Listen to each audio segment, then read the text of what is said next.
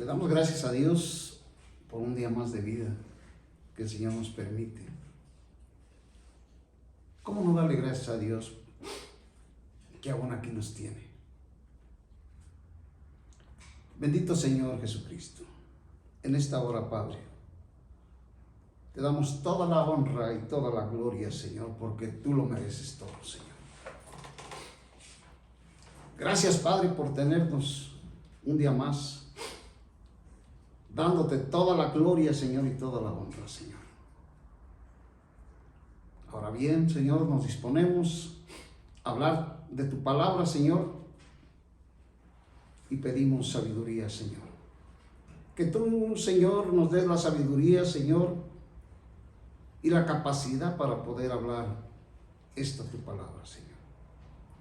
Abre nuestros ojos, abre nuestros oídos, oh Señor, que nuestro ser, Señor, esté abierto, Señor, como la buena tierra, Señor, para recibir la semilla que es tu palabra.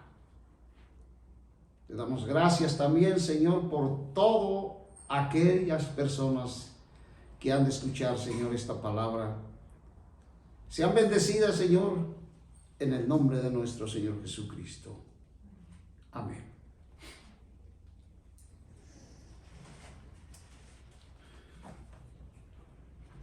Hoy vamos a hablar de la revelación más grande de la Biblia. La revelación principal de la Biblia. La Biblia revela principalmente la vida. Este es el punto central de toda la Escritura, la vida. ¿Pero qué es la vida? ¿O quién es la vida?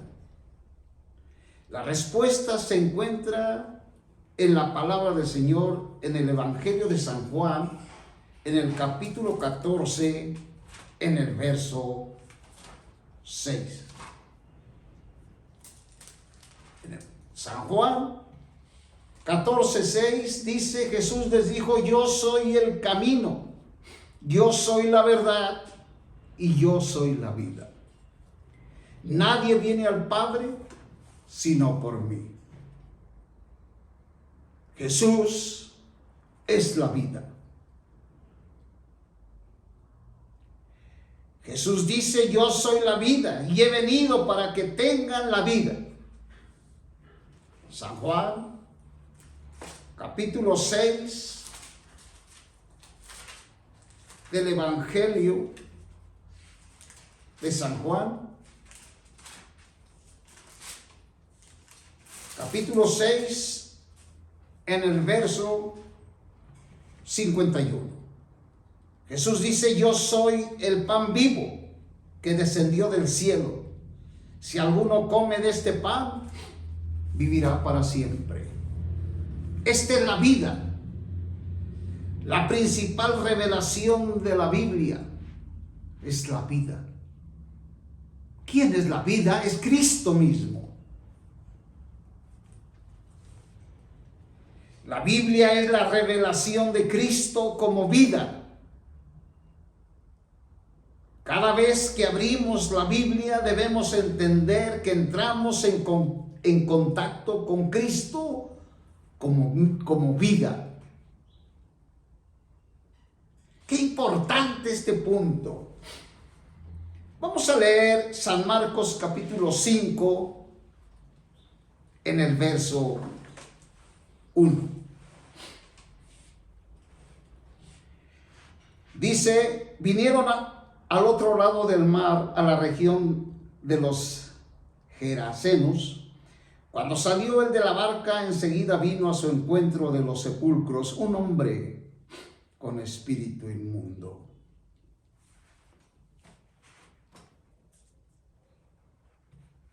Que tenía su morada entre los sepulcros y nadie podía atarle ni siquiera con una cadena. Porque muchas veces había sido atado en grillos y cadenas, mas él había roto las cadenas y destrozado los grillos y nadie tenía la fuerza suficiente para dominarle.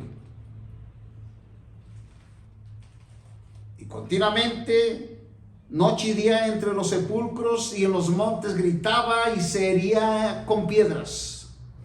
Cuando vio pues a Jesús de lejos, corrió y le adoró. Y clamando a gran voz dijo: ¿qué tengo yo que ver contigo, Jesús, Hijo del Dios Altísimo? Te conjuro por Dios, no me atormentes. Este hombre endemoniado, este hombre que vivía en los sepulcros, este era un ser humano que de Satanás se había apropiado de él. Pero cuando vio la vida, cuando este endemoniado vio la vida, cuando este endemoniado vio a Cristo, que es la vida, clamando a gran voz dijo: ¿qué tengo yo que ver contigo, Jesús, Hijo del Dios Altísimo? Te conjuro por Dios, no me atormentes. Porque le había dicho: sal de este hombre, espíritu inmundo. Y le preguntó: ¿cómo te llamas? Y le dijo: Legión me llamo, porque somos muchos. Y le rogaba mucho que no los enviase fuera de aquella región. Y estaba allí en la ladera del monte una gran piara paseando. Y los demonios le rogaron diciendo: envíanos a los cerdos para que entremos en ellos. Y Jesús les dio permiso. Y saliendo los espíritus inmundos, entraron en los cerdos, los cuales eran como 2000 espíritus malignos en una persona.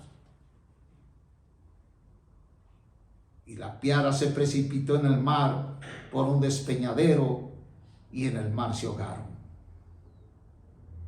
Y los que apacentaban los cerdos huyeron y lo contaron en la ciudad y en los campos, y salieron a ver lo que había sucedido.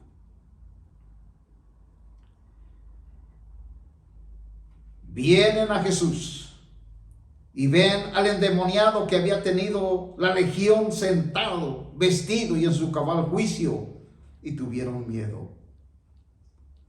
Y los que lo habían visto les contaron cómo le había acontecido al endemoniado y lo de los cerdos. Y aún así, dice, comenzaron a rogarle que se fuera de los contornos. Aún así le decían al Señor que se fuera de allí. Ningún demonio, ningún espíritu, llámese como se llame, podrá contra la vida divina, la vida de Dios. Allí mismo en el Evangelio de San Marcos, en el capítulo 5, en el verso 21, dice: pasando otra vez Jesús en la barca a la otra orilla, se congregó junto a él una gran multitud, y él estaba junto al mar. Y vino uno de los principales de la sinagoga llamado Jairo, y al verle cayó a sus pies.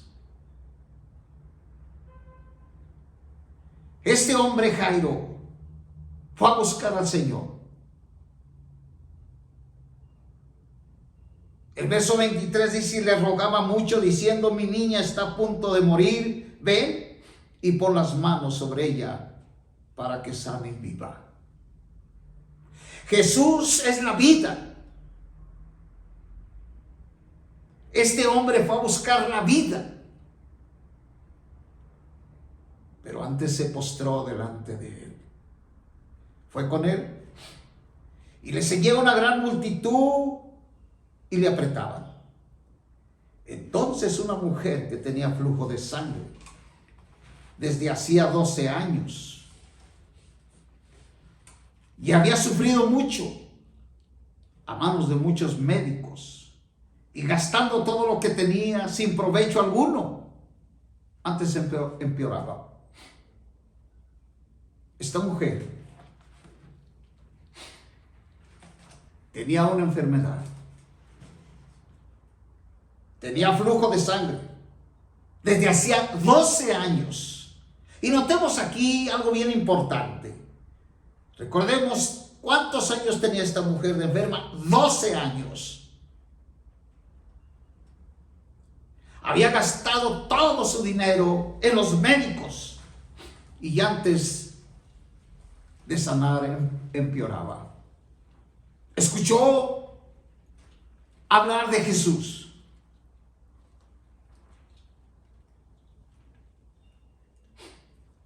Ella ya había gastado mucho dinero en su enfermedad. Había caído en las manos de esos médicos que en vez de darle una solución a aquella enferma, a aquella persona enferma, antes su carrera la hacen. Muchos la llegan a hacer como una fuente de ganancias deshonestas. Y no dan el medicamento apropiado, sino lo hacen con un propósito perverso de enriquecer sus bolsillos. A esos médicos que en vez de dar la medicina correcta, en vez de darle los medicamentos correctos a las personas, antes lo hacen con un propósito de sacarle el dinero a las personas. Ya tienen su recompensa. Esta mujer había gastado mucho en médicos. Todo lo que tenía, sin provecho alguno, antes empeoraba. También podemos decir que esto es lo que muchos de nosotros hacemos. Cuando llegamos a caer en una enfermedad, lo primero que se nos viene a nuestra mente es: córrele al médico. Y una vez que estamos allí, toda nuestra confianza está en ese médico porque alguien nos dijo que era muy bueno ese médico. Y cueste lo que cueste, podemos gastar todo lo que tenemos con tal de sanarnos. Pero cuando ya vemos que no nos sanó aquel médico, aquellos médicos recomendados, entonces sí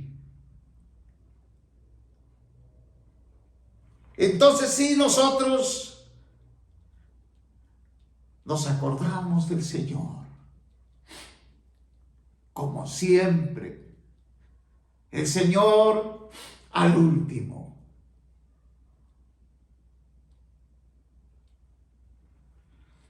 Cuando esta mujer oyó lo que se decía de Jesús, vino por detrás, entre la multitud, y tocó su manto. Porque decía: si toco siquiera su manto, seré sano. Enseguida la fuente de su sangre se secó y sintió en el cuerpo que estaba sana de aquella dolencia. Al instante Jesús, conociendo en sí mismo que de él había salido poder, volviéndose entre la multitud, dijo: ¿quién me ha tocado mis vestidos?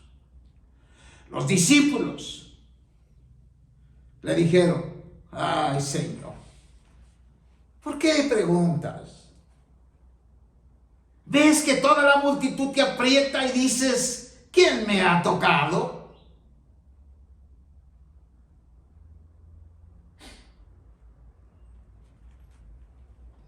Esta multitud que llegó a tocar al Señor, tocaban el cuerpo del Señor, pero no tocaban la vida. La vida es la revelación más grande de las Escrituras. El que llega a tocar la vida, tiene vida. Esta gente que llegaba a tocar y a rozar al Señor en su cuerpo físico, no pasaba nada. Pero esta mujer tocó la vida.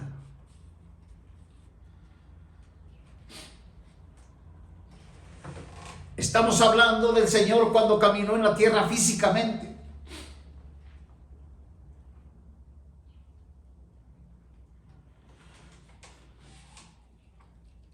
En el verso 32 dice: pero él miraba alrededor para ver a la que había hecho esto.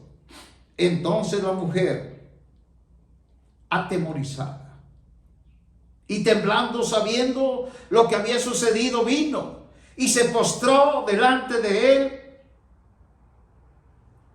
y le dijo toda la verdad.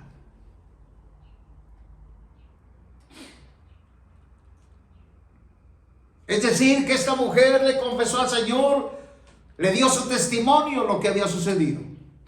Que había tenido 12 años enferma, que había gastado su dinero en médicos y que no sanaba.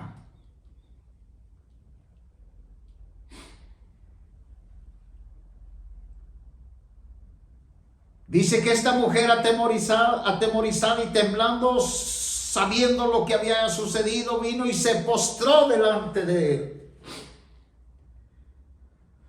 Dice la Escritura que este hombre que fue a buscar al Señor, este principal de la sinagoga llamado Jairo, dice que al ver a Jesús cayó a sus pies.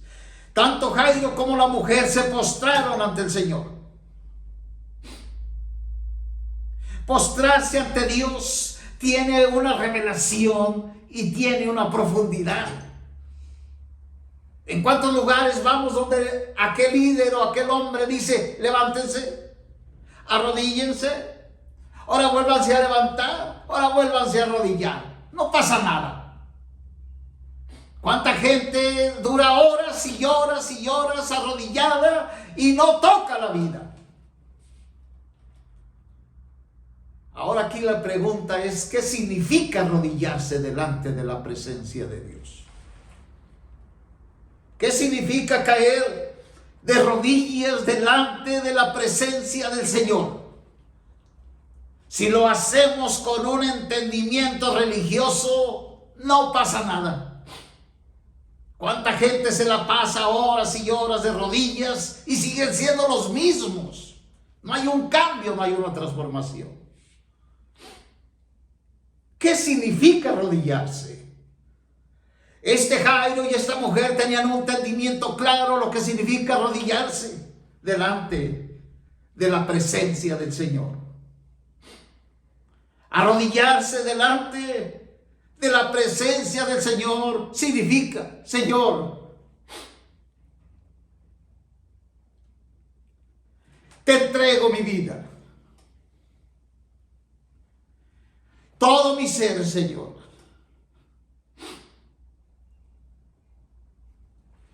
Tú eres mi amo. Ya no quiero vivir yo.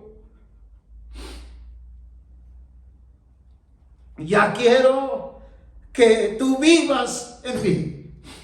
Estoy dispuesto a no hacer ya mi voluntad. Estoy dispuesto a someterme a lo que tú digas, Señor. Esto significa arrodillarte, es entregar tu ser al Señor. Si lo haces de una manera religiosa, no tocas nada. Vas a seguir siendo igual de rebelde, no te vas a someter al Señor. Vas a seguir haciendo tu misma voluntad. Ni te arrodilles, pierdes el tiempo.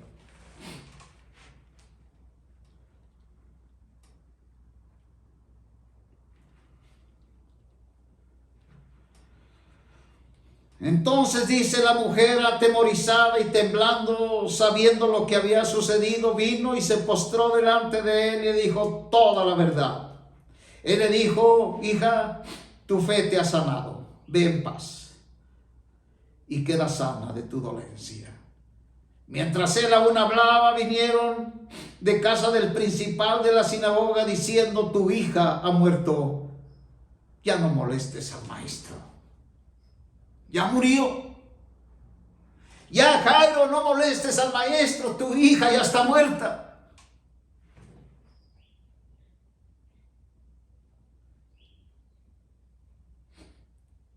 Pero Jesús, que había alcanzado a oír lo que decía, dijo al principal de la sinagoga, no temas, solo cree, solamente.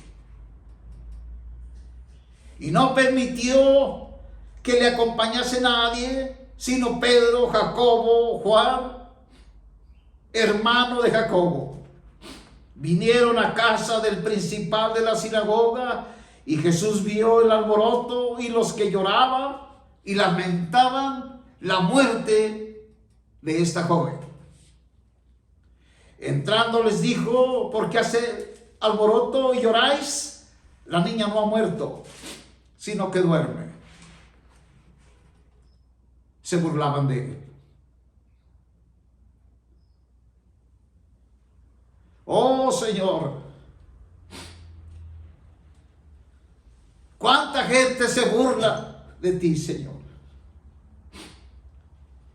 Nada más porque tú dices que tú eres la resurrección y la vida.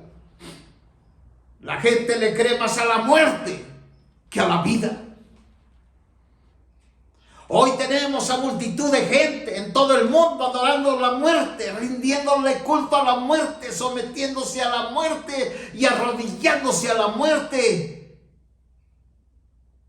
Arrodillándose, sometiéndose a la voluntad de la muerte.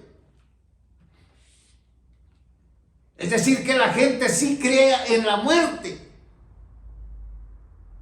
pero no cree en la vida.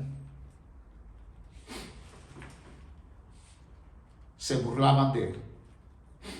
Mas él, echando fuera a todos, tomó al padre de la niña y a la madre y a los que estaban con él, y entró donde estaba la niña.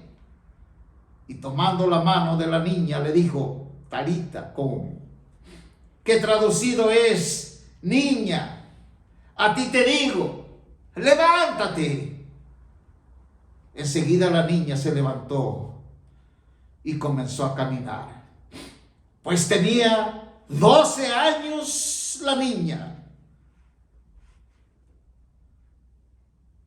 Y al momento quedaron atónitos con gran asombro. 12 años tenía la niña, 12 años tenía la mujer enferma. El día que la mujer se enfermó, ese día la niña nació. El día que la mujer sanó, ese día la niña murió. 12 años tenía la mujer enferma y 12 años tenía la niña de vida. ¿Qué significa esto? Esto significa que el pecado existe y es real y que representa la muerte, pero que la vida vence a la muerte. ¡Qué glorioso es el Señor!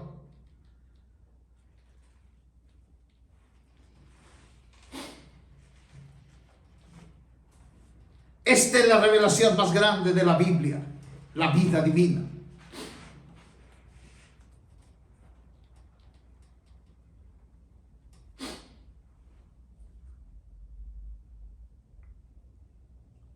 La Biblia entera es un libro de vida. Y esta vida es la persona misma de Cristo. Jesús es una persona divina y viviente. Leamos Juan capítulo 11 en el verso 20 del Evangelio de San Juan.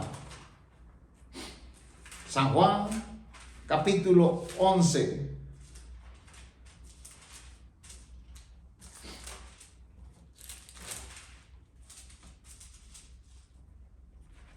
Vamos a leer desde el 1 del Evangelio de San Juan. Estaba entonces enfermo un llamado Lázaro de Betania, la aldea de María y de Marta su hermana. María, cuyo hermano Lázaro estaba enfermo, fue la que ungió al Señor con ungüento y le jugó los pies con sus cabellos. Enviaron pues las hermanas para decir a Jesús: Señor, he aquí el que amas está enfermo. Pero Jesús, al oírlo, dijo: esta enfermedad no es para muerte, sino para la gloria de Dios, para que el Hijo de Dios sea glorificado en ella. Amaba Jesús a Marta y a su hermana y a Lázaro. Cuando oyó pues que estaba enfermo, se quedó 2 días más en el lugar donde estaba. Luego después de esto dijo a los discípulos: vamos a Judea otra vez. Le dijeron los discípulos: Rabí, ahora procuraban los judíos apedrearte y otra vez vas para allá. Respondió Jesús: ¿no tiene el día 12 horas? El que anda de día no tropieza, porque ve la luz de este mundo. Pero el que anda de noche tropieza, porque no hay luz en él. Dicho esto, les dijo después: nuestro amigo Lázaro duerme, mas voy para despertarle. Lázaro ya había muerto. Recordemos que la palabra dormir es morir. Pero ¿qué más el Señor quiere enseñarnos con esto?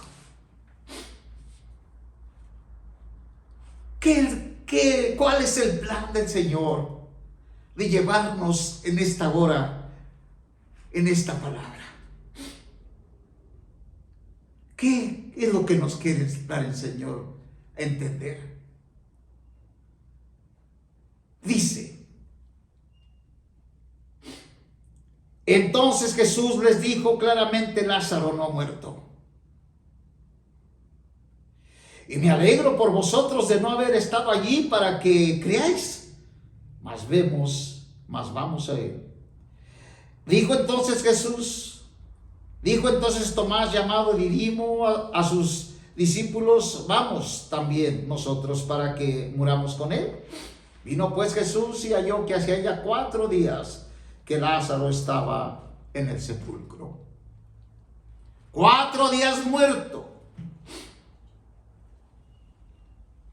Betania estaba cerca de Jerusalén, como a 15 estadios, y muchos de los judíos habían venido a María, para consolarle por su hermano. Entonces María, cuando oyó que Jesús venía, salió a su encuentro, pero María se quedó en casa. Y Marta dijo a Jesús: Señor, ¿por qué hasta ahora llegas? Si hubieses estado aquí, mi hermano no habría muerto. Estaba reprochándole al Señor.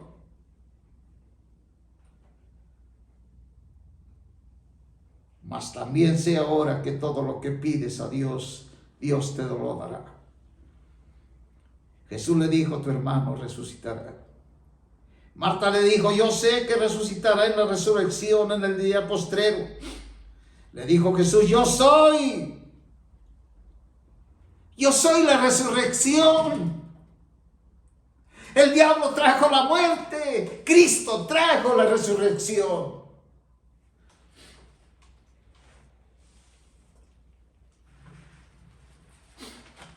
Yo siempre me he preguntado: ¿por qué los apóstoles murieron asesinados? ¿Por qué Dios permitió que los apóstoles murieran asesinados? La mayoría de ellos.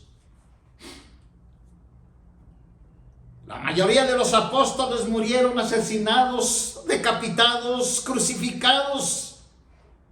Y la pregunta es: ¿por qué Dios los abandonó? ¿O por qué Dios permitió tal muerte?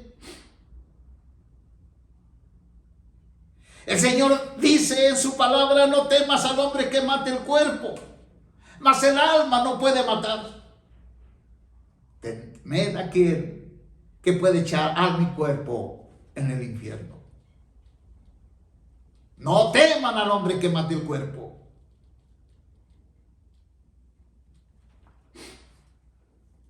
La muerte de Pedro. Pedro fue asesinado, fue crucificado boca abajo. Fue asesinado por el emperador Nerón en el año 64 después de Cristo. Andrés, su hermano, fue asesinado alrededor del año 60 después de Cristo. Fue martirizado, fue crucificado. Santiago fue ejecutado con una espada en el año 44 después de Cristo. Estos hombres murieron. Su única pecado o su única razón por las cuales los crucificaron y los asesinaron por predicar el evangelio. Estos hombres murieron predicando el evangelio. Aún el guardia que custodiaba a Santiago creyó. Este hombre que estaba a un lado de Santiago cuidándolo, este guardia, aún Santiago sabiendo que lo iban a matar, él seguía predicando el evangelio. Cualquier hombre estaría temblando de miedo porque sabiendo que ya lo van a matar y todavía estaba hablando del evangelio. Pues le habló al guardia, el guardia creyó en el evangelio. Aún el guardia que custodiaba a Santiago creyó en Cristo. Y el mismo día que degollaron a Santiago, a él también lo degollaron. Pero la pregunta es ¿por qué? ¿Por qué el Señor permite y permitió estas cosas?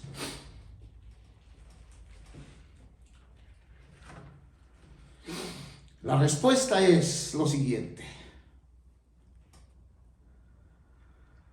Parece ser que muchos de nosotros no hemos entendido que la vida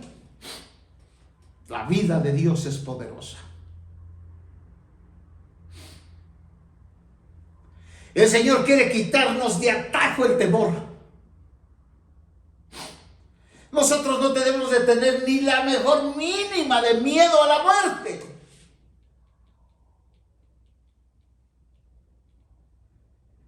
Debemos de pensar que cuando nosotros pasemos ese paso, el Señor está con nosotros. La muerte está derrotada. Cuando nosotros vemos que la vida es poderosa, entonces la muerte se va achicando. Pero cuando nosotros tenemos a la muerte como muy fuerte y como muy grande, entonces nosotros estamos muy apachurrados. Y de todo nos andamos cuidando y de todo tenemos miedo. Porque no confiamos en la vida. El Señor quiere que confiemos en la vida. Él le dijo a sus discípulos, no le tengan temor al hombre que mate el cuerpo. Y eso lo podemos ver cuando estaban matando a Esteban, lo estaban matando a pedreada, a piedras, y él pudo ver en el cielo la gloria de Dios. Estos hombres no tuvieron miedo a la muerte. Declárelo: no te tengo miedo, muerte. Estás vencida.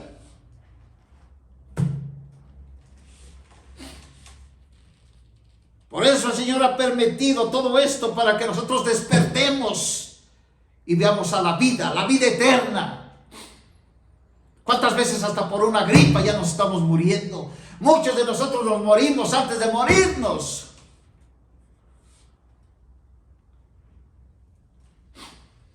Ya dejemos de exaltar a la muerte está derrotada.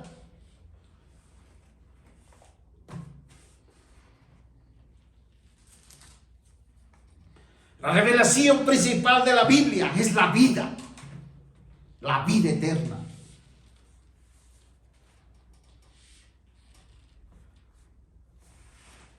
Dice San Juan en el capítulo 11, en el verso 24, Marta le dijo: yo sé que resucitará en la resurrección en el día postrero. Le dijo Jesús: yo soy la resurrección y la vida. El que cree en mí, aunque esté muerto, vivirá. Y todo aquel que vive y cree en mí no morirá eternamente. ¿Crees esto? Le dijo: Señor, yo he creído que tú eres el Cristo, el Hijo de Dios que ha venido al mundo. Habiendo dicho esto, fue y llamó en secreto a María, su hermana, diciéndole: el maestro está aquí, te llama. Ella, cuando le oyó, se levantó de prisa, vino a él. Jesús todavía no había entrado en la aldea, sino que estaba en el lugar donde Marta le había encontrado. Entonces los judíos que estaban en casa con ella la consolaban. Cuando vieron que María se había levantado de prisa y había salido, le siguieron pensando que iba al sepulcro a llorar allí. María, cuando llegó a donde estaba Jesús, al verle, se postró a sus pies. Oh, una mujer que se postra nuevamente. Recordemos que jamás se me olvide lo que significa postrarse delante de Dios.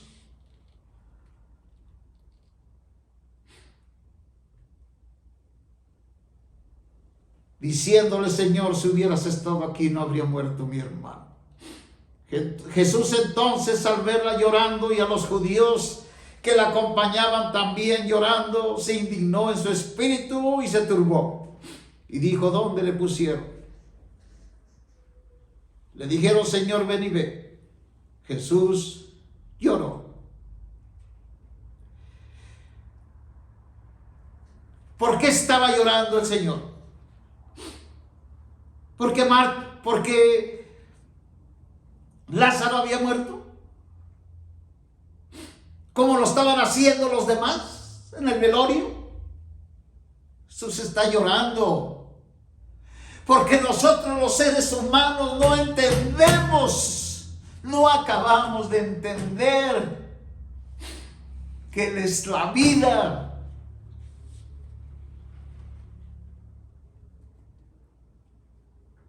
El Señor quiere sacarnos todo temor. Dijeron entonces los judíos: mira cómo le amaba. Algunos de ellos dijeron: el que abrió los ojos al ciego, ¿no podría haber hecho también que Lázaro no muriera? Jesús, indignado dentro de sí, otra vez vino al sepulcro. Era una cueva y tenía una piedra puesta en la entrada. Dijo Jesús: quiten la piedra. Marta, la hermana del que había muerto, le dijo: Señor, hiere ya hiere, porque es de 4 días. Jesús le dijo: ¿no te he dicho que si crees verás la gloria de Dios? Entonces quitaron la piedra y Jesús, alzando los ojos a lo alto, dijo: Padre, gracias te doy por haberme oído. Yo sabía que siempre me oyes, pero lo dije por causa de la multitud que está alrededor, para que crean que tú me has enviado. Habiendo dicho esto, clamó a gran voz: Lázaro, Lázaro, ven fuera. La muerte no puede sostener al creyente. La muerte está derrotada, está vencida.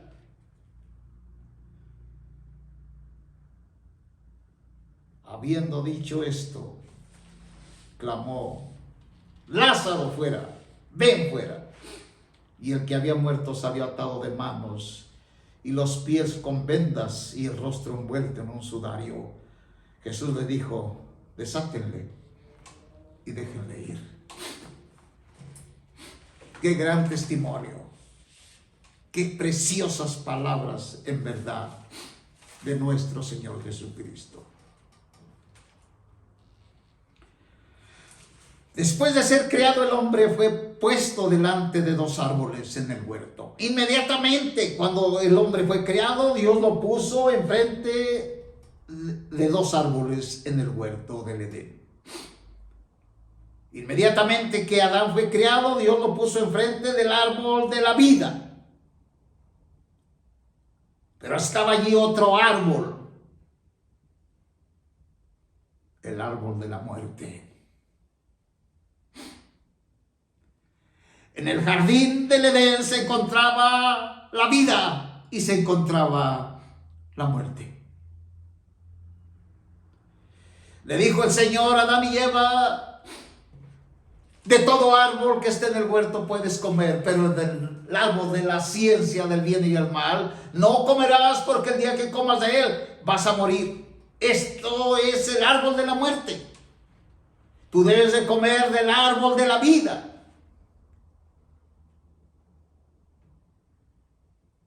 Si el hombre hubiese comido del árbol de la vida, había recibido la vida divina, la vida de Dios.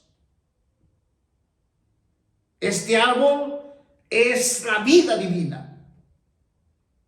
No obstante, él fue tentado y tomó del árbol del conocimiento, el cual es la muerte. En otras palabras, es Satanás mismo. Esto dio por resultado la muerte. Vemos el mismo principio al tomar nosotros la Biblia.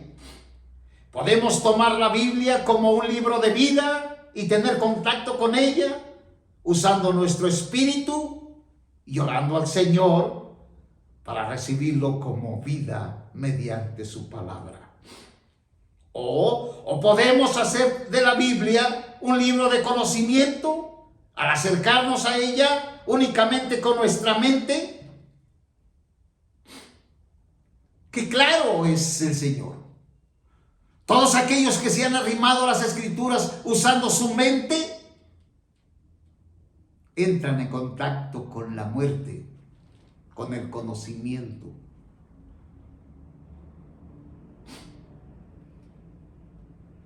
Hay millones y millones de creyentes en todo el mundo, pero ¿cuántos han entendido cómo acercarse a las Escrituras?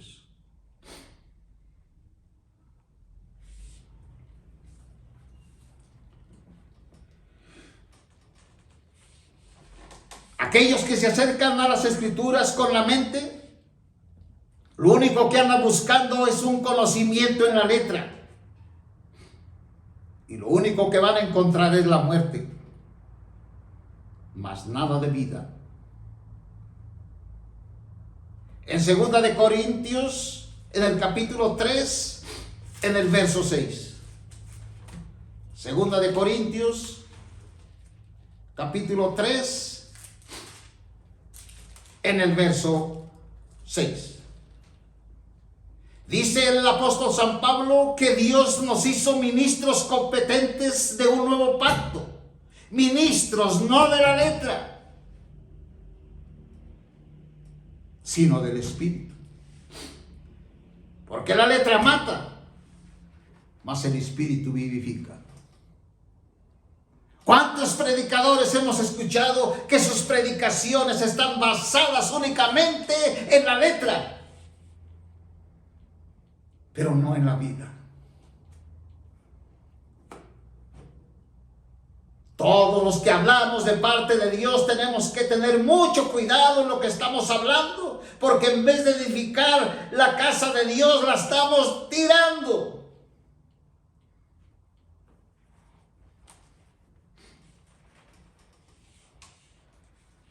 Se nos advierte que la letra, es decir, las Escrituras impresas, matan, mas el Espíritu vivifica.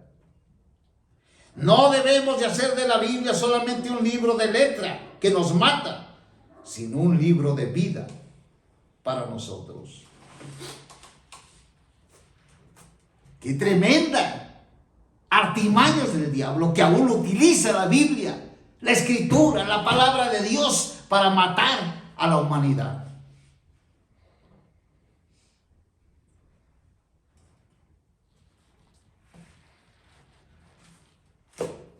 Vamos a leer el Evangelio de San Juan.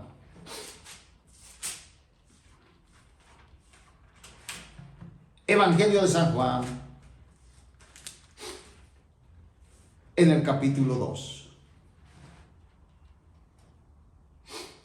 En el Evangelio de San Juan, en el capítulo 2, dice: al tercer día se hicieron unas bodas en Cana de Galilea.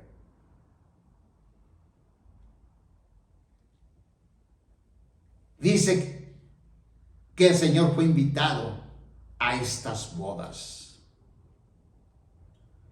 Al tercer día se hicieron unas bodas en Cana de Galilea y estaba allí la madre de Jesús, y fue también invitado a las bodas Jesús con sus discípulos. Aquí hay unas bodas, es decir, hay un matrimonio. ¿Qué significa el matrimonio? El matrimonio significa la continuación de la vida humana. ¿Cómo puede procrearse los seres humanos si no hay matrimonio? Si no hay unión. ¿O cómo pueden multiplicarse los seres humanos cuando el hombre se casa con otro hombre? o una mujer con una mujer. ¿Cómo puede multiplicarse la humanidad? El matrimonio implica la continuación de la vida humana. La boda significa la fiesta, el regocijo. El verso 3 dice: cuando se acabó el vino, la madre de Jesús le dijo: ya no tienen vino. Jesús le dijo: ¿qué tengo que ver con esto? ¿Qué te afecta a ti, mujer? Aún no ha venido mi hora. Su madre dijo a los que servían: haced todo lo que os digo. Estaban allí 6 tinajas de piedra. 6 tinajas de piedra. Estas 6 tinajas de piedra llenas de agua representan al hombre creado, porque el hombre fue creado en el 6º día. Están allí 6 tinajas de piedra con agua, conforme al rito de la purificación de los judíos, en cada una de las cuales cabían 2 o 3 medidas. Estos hombres hacían rituales judíos, es decir, que esta agua que estaba en estas tinajas la utilizaban para purificar a la gente, como el catolicismo con su agua bendita. Esos rituales engañosos y perversos que no traen vida. Esto lo usaban ellos en la religión para purificar a la gente mediante ciertas prácticas muertas. ¿Qué hizo el Señor con esto? Estaban allí 6 tinajas de piedra para agua conforme al rito de la purificación de los judíos, en cada una de las cuales cabían 2 o 3 medidas. Jesús les dijo: llenad estas tinajas de agua, y las llenaron hasta el borde. Entonces les dijo: sacad ahora y llevad al maestresala, y se lo llevaron. Cuando el maestresala probó el agua hecha vino, sin saber él de dónde era, aunque lo sabían, los sirvientes que habían sacado el agua, llamó al novio y le dijo: todo hombre sirve primero el buen vino. Cuando ya han bebido mucho, entonces el inferior, mas tú has reservado el buen vino hasta ahora. Este principio de señales hizo Jesús en Cana de Galilea. Lo que el Señor hizo con estas tinajas que representaban la muerte es transformar esa agua que estaba en ellas en vida. Fue lo que el Señor ha hecho con miles y miles de nosotros. Nosotros que estábamos muertos, ahora nos ha transformado en vida. Este es el buen vino. El buen vino representa el Espíritu Santo y la vida. Grande es el Señor.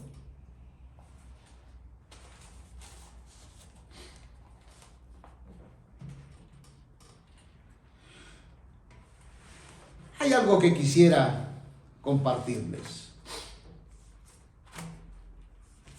Hoy estamos viviendo tiempos difíciles. Estamos viviendo tiempos peligrosos. Hay lugares donde no se puede ni salir de noche por tanta maldad que hay en nuestro país. Yo he escuchado y muchos llegan a decir: ¿por qué nuestro país se está convirtiendo así? ¿Por qué hemos llegado a estar así? Los gobiernos y toda la gente se pregunta: pues, ¿qué está pasando en nuestra sociedad? La respuesta se encuentra aquí en la Biblia. ¿Por qué nuestro país está caído en esta maldad? ¿Porque no hemos escuchado la voz de Dios? ¿Porque hemos caminado según nuestras propias ideas y pensamientos? Y en vez de seguir la palabra de Dios como nuestra dirección, como nuestro mapa a seguir, todos los hogares y todas las gentes Muchos han caminado conforme a lo que ellos piensan y lo que ellos creen. ¿Cómo se podrá componer nuestro país? La respuesta se encuentra en las Escrituras. Dice en 2 de Timoteo, en el capítulo 3, en el verso 15. Si nosotros queremos que las siguientes generaciones no sean como estas generaciones, tenemos que empezar a trabajar con la dirección del Señor. Lo que tiene que hacer cada hogar, cada familia, es tener una escritura y todos los días abrirla y enseñarla a sus hijos. Las siguientes generaciones, si son preparadas con las escrituras, esto cambiará. Si el gobierno permitiera las sagradas escrituras en las escuelas, si los gobiernos permitieran que en las escuelas se hablara 1 hora o 2 horas de la escritura, esto traería un cambio. Pero no permiten. Porque no está permitido en las escuelas hablar de religión, pero esto no es religión, esto es vida. Pero sí en las escuelas les permiten meter sus tradiciones, sus piñatas y todos sus altares de muertos, pero no se permite que se lea la Biblia. Esta es la astucia del diablo. El diablo no quiere que los niños sean entrenados en las Escrituras. Dice en 2 de Timoteo, y que desde la niñez has sabido las sagradas escrituras, las cuales te pueden hacer sabio. Las funciones de la Biblia, las funciones de la Biblia. En la Biblia encontramos la sabiduría que puede hacernos salvos. Contiene la función del producir fruto como una semilla por medio del contenido de la Biblia. Podemos nacer, ser regenerados, después ser nacidos de nuevo. La Biblia nos lleva al nuevo nacimiento. Las palabras que están en la Escritura también se convierten en leche y alimento. Estamos muy preocupados por nuestros hijos que van a comer todos los días. Pensamos en trabajar por el sustento, pero la verdadera comida, que es la palabra de Dios, nos olvidamos y nomás les estamos dando el alimento material, pero el alimento espiritual no. Ellos están creciendo muy fuertes, con unos músculos muy fuertes, por el alimento que se les da. Pero con los asuntos espirituales son tan débiles, tan inocentes, que todo lo que el diablo les mete en sus mentes, eso los va a llevar a hacer lo que el diablo quiere. Por eso dice que desde la niñez has sabido las sagradas escrituras, las cuales te pueden hacer sabio para la salvación por la fe que es en Cristo Jesús. Hoy el mundo se encuentra en sus tradiciones perversas y malignas. Lo primero que les ponen es un árbol allí. Bueno, este árbol es de vida. Al ponerlo en tu casa te transmite vida. Las esferas y los foquitos te están transmitiendo la vida eterna, la vida divina. Me temo que no. Este árbol trae una presentación, pero es de muerte. Tenemos que pedirle al Señor que nos abra nuestros ojos y que nosotros pensemos muy bien que no solo de pan vivirá el hombre, sino de toda palabra que sale de la boca de Dios.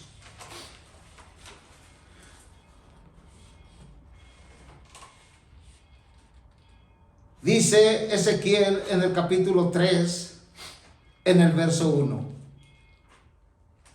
Ezequiel capítulo 3, verso 1.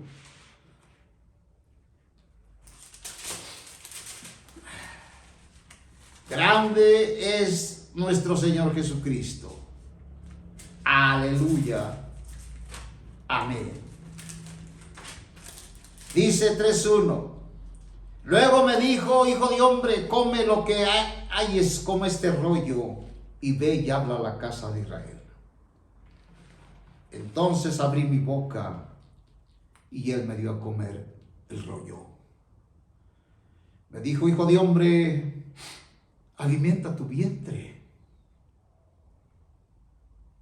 ¿Cuánto necesitamos alimentar nuestro vientre?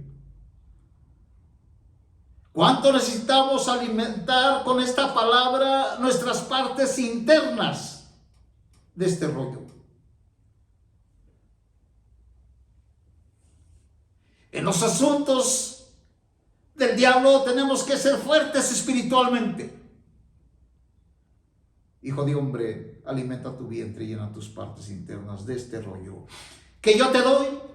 Y lo comí, y fue en mi boca como miel en su dulzura. Fueron halladas tus palabras y yo las comí. Cuán dulce es a mi paladar tu palabra, más dulce que la miel. Si nos llenamos de la palabra, nos llenamos de vida, pero de la vida eterna, la vida indestructible. Cuando llegamos a este punto, le damos el valor más grande, y entonces la muerte para nada sirve. ¿Cómo no darle gracias a Dios por la vida divina, la vida eterna? Te damos gracias, Señor, en esta hora. Reconocemos, Señor, que tú eres la resurrección y la vida, y que lo más grandioso que hemos encontrado en la Biblia, en tu palabra, es la vida divina. Todos nuestros conceptos y lo que nosotros pensamos son cosas muertas. Necesitamos hablar de la vida y no de nuestras ideas. Muchas gracias, Señor, por darnos en este día vida, ánimo, y por quitar el temor, Señor, sobre la muerte, Señor.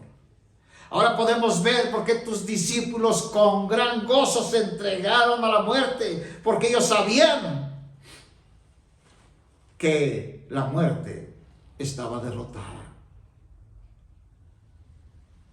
Gracias, Padre, en esta hora, en el nombre de nuestro Señor Jesucristo. Bendícenos y guárdanos del maligno, Señor. Amén.